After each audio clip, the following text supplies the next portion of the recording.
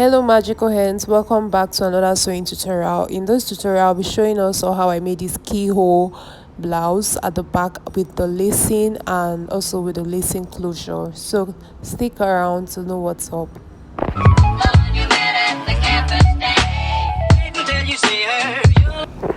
So guys, I already drafted out the basic bodies of my back piece, and I don't know if you can see that drawing I did, but that is what we are trying to achieve. So I have my zipper, the bust point, under bust, and the chest and the half length. So the next thing I'm going to do is to mark out the chest line.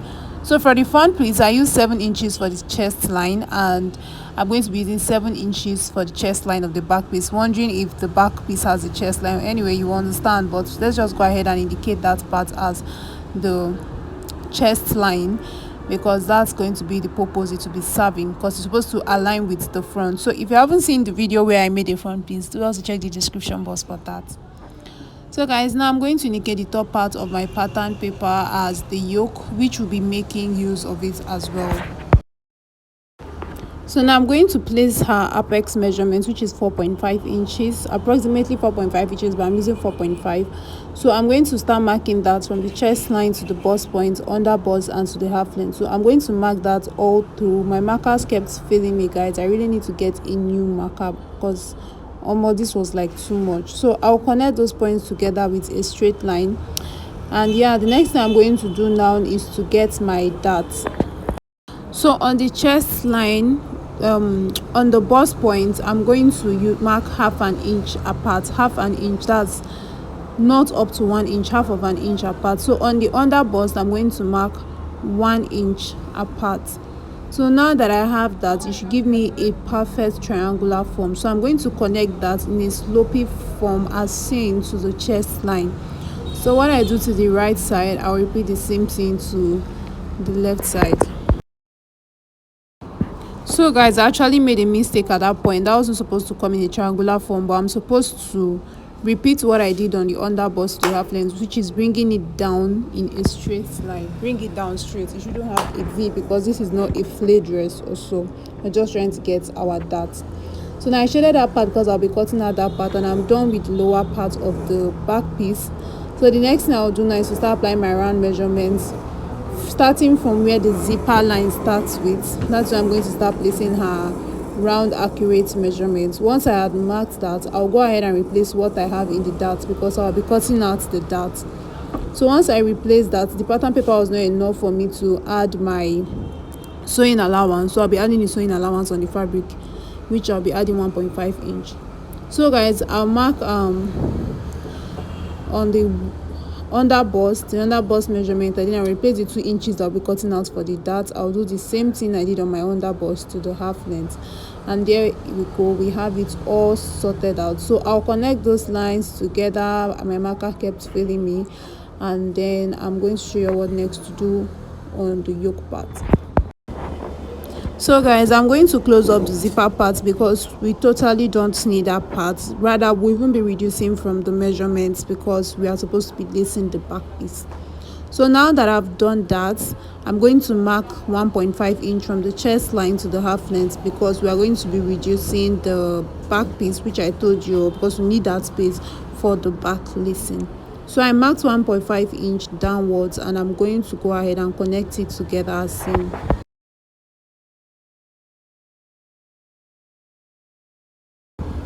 In order to get the C curve that I was trying to achieve, I will not cut out my yoke until I am done drafting it out. So I'm going to curve from the neckline part to meet the chest line. That is where the 1.5 inch starts for the lacing. That is why I hadn't cut out the yoke yet, because I still need the full basic bodies in order to get a perfect work before I can do that. So now I'm going to mark the neckline, which I'll be using 3 inches for the neck width, and for the neck depth I'll be using 1.5 inch, because it's supposed to be kind of high, if you can see from the picture I put by the right side.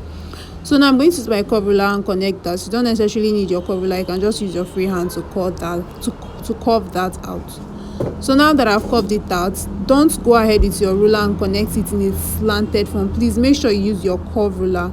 So that's why I brought in my curve ruler, just showing you the results you will get if you had used a slanted line to get this. So now the more you bend your ruler, the more the curve you are going to achieve. So I was quite okay with this curve from the look of what I was seeing here, and then I went ahead with my marker and then I drew that out. Super easy, but just make sure it is touching the 1.5 inch that we are going to be cutting out for the lacing at the chest line that we are going to be cutting, and make sure it is touching that point because that's the part that it's going to align around.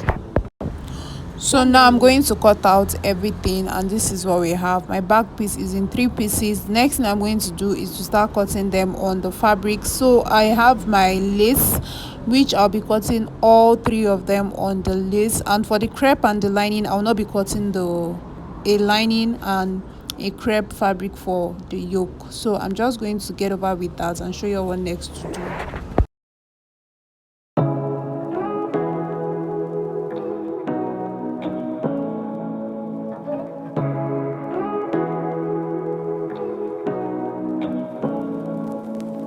Say what you wanna say to me now. I wanna wake up with you in the morning. Show me there's nothing fake to me now. I wanna wake up with you in the morning. So I have I have cut out my pattern papers on my fabric, and then I'm now going to start attaching the pieces together in order to form a single fold. So I'm going to sew up that line. After I'm done sewing, I'm going to iron it up so at least it's a bit straight and much more neat. So now for the main fabric, which is the crepe and the lace, I sewed the lace on the fabric and then I sewed up the dart as well. So now guys, I'm going to put in the top parts, which we only cut out with the lace fabric, and then I'm going to go ahead and sew this on my sewing machine, making all 3 of them a single piece. So I hope you all understand what's going on here, but if you don't, follow what's you're seeing in the video.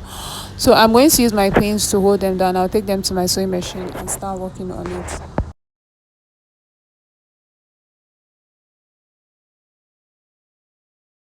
So I am done sewing it up, and this is what it looks like. So I went ahead and cut out this piece of crepe, which is going to be for the closure of the lacing, because my client instructed that she doesn't want having her body showing, so I should put a closure for the lacing at the back. So now I cut this in 9.5 inches and 9.5 inches, almost the same length with the lower part of the back piece.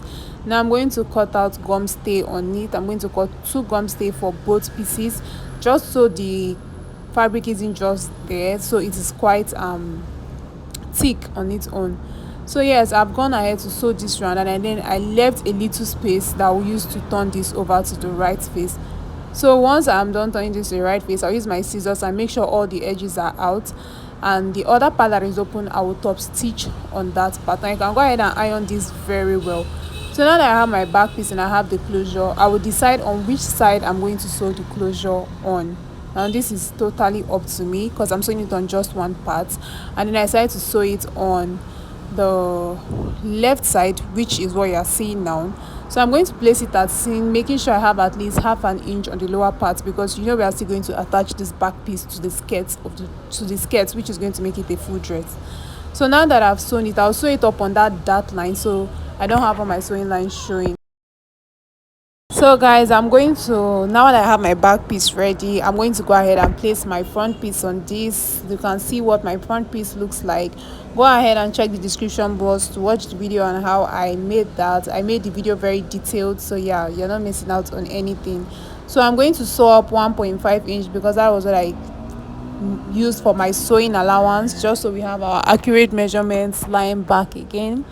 So once I'm done sewing that, I'm just going to give you a brief view of how I attached it to this skirt dress and all, and then you have the result.